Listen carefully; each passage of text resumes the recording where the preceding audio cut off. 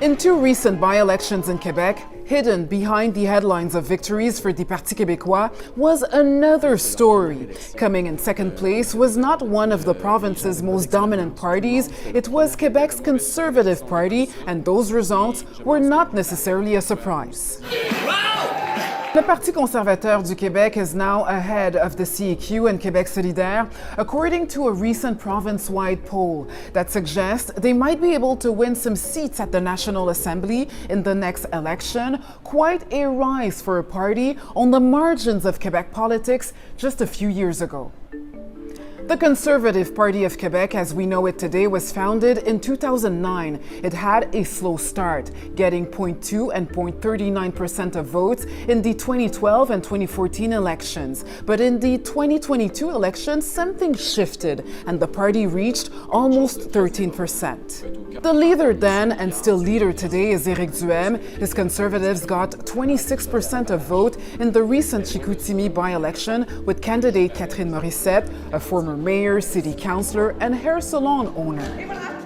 There are many reasons to explain why the Quebec Conservatives are gaining more interest in recent years and attracting more voters outside the conservative-leaning region of Quebec City. They have to be taken seriously. There is potential for growth for the Conservative Party of Quebec. The challenge was and remains broadening the tent and moving beyond what was up until now maybe a movement that was a little bit more on the margins, try to transform this into a bigger tent.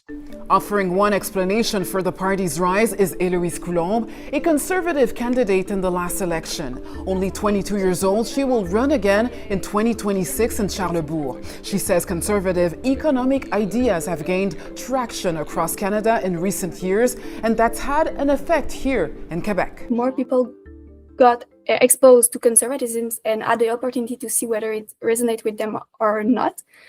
And we also saw at the federal level a moment last year where the conservative ideas were constantly in the spotlight. But conservatives don't want to eliminate a government program entirely. In reality, we want to focus more on the efficiency and on the responsible spending. Another common misconception is about that conservatism will automatically be against a social progress like same-sex marriage or abortion rights. In reality, we support individuals' freedom, liberty, and freedom is one of our main values. The Quebec Conservative Party is also benefiting from another variable, a fragmented political landscape.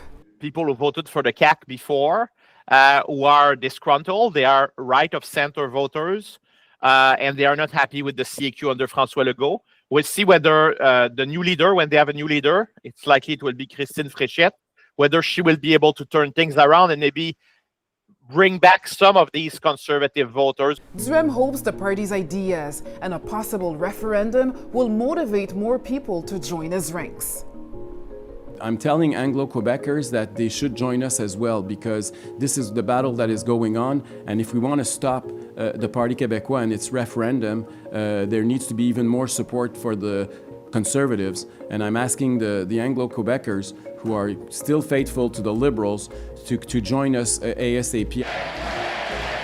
Despite those ambitions, some experts say inroads in Montreal would still be a challenge. And frankly, time will tell. But right now, the Conservatives are still popular in their traditional, I would say, areas where the federal Conservatives also do well. But elsewhere in Quebec, it's a much tougher battle for them. And the party also faces another challenge if it wants to translate rising poll numbers into seats in 2026, recruit credible candidates ready to face the fall test.